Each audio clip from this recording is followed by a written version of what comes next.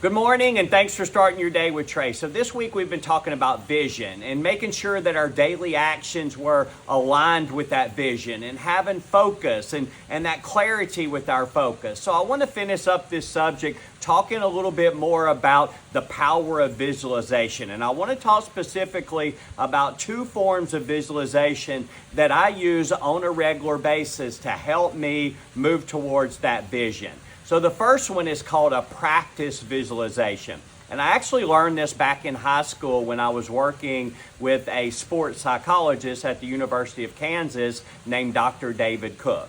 And he taught something that he called see it, feel it, trust it. And he would use it when he was working with me to develop my pre-shot routine before hitting a golf ball. And if you ever watch professional golf, you can put a stopwatch on it and you can time the routines that all the professional golfers have, and they do the exact same thing every time before they hit that ball. And one of the things that he taught us was that see it, feel it, trust it.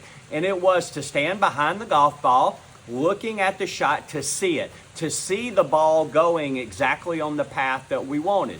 Then to take our practice swing and feel the swing that's needed to make the ball go on that path. Then you have to stand there, you have to trust it. You have to trust that all of the work, all of the practice has been done, and now you're going to have the muscle memory to make that swing that you felt and the ball go where you saw it. Okay, so that's something that's always stuck with me, and I've used it for many years within my business also. For example, if today I was giving a training for our company, I was going to be on stage at a big event. When I get on stage and give that training, it's actually not the first time I did it for the day, because that morning during my morning practice, I would have visualized myself going through that training, seeing it, feeling it. That way, when I get on stage, I can trust it because I've done it before. So I challenge you, if there's something like that, a big challenge that you have in your day, try that in the mornings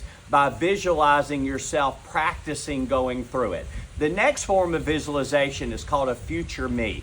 Future me visualization means seeing yourself in a certain state that's a goal in the future. For instance, I'll give you another specific example. Back years ago, at one of our company's big event called the Extravaganza, it was announced that the next year the Extravaganza would be in New Orleans, Louisiana.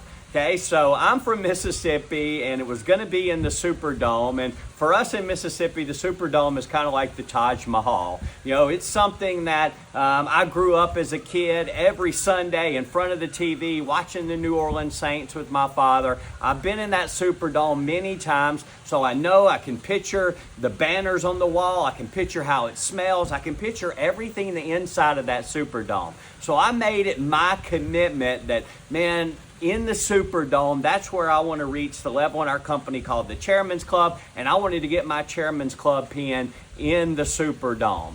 So that following year, every single morning for that year in my morning practice, I would visualize myself on stage. I went through the song that was going to play when we went on stage. I could smell the way the Superdome smelled. I could imagine myself looking up and seeing those banners hanging. I could imagine everything about it and really seeing myself being there, feeling myself being there, seeing them putting that Chairman's Club pin on me, seeing my family there, seeing my team there, and actually going through it exactly like it was happening. And I did that every single morning for that next year. I did a future me visualization, and guess what?